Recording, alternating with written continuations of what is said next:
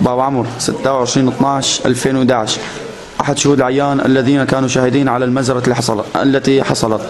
أنا ابن للشهيد سليمان عيوش، اللي أبوي قضى هون بالمجزرة اللي صارت، نزل علينا الهاوي وقذائف ما نعرف من وين.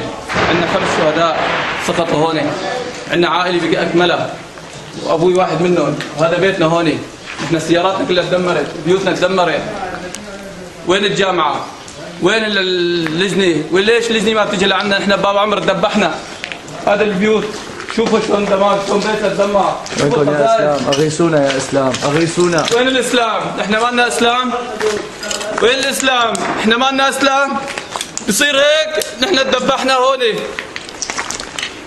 شوفوا شو عم يضربوا علينا، شوفوا شو اللي صار بالبيت، شوفوا شو صار فينا.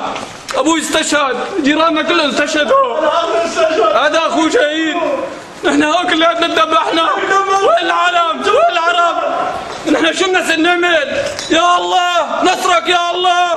نحن مستغيث بالاسلام، بدنا اسلام ما بدنا حدي. وين الاسلام يجي ينقذنا؟ شوفوا دماءنا شلون رخيصه بالارض، شوفوا دماءنا شلون صارت. هيك بيرضيكم يا عرب؟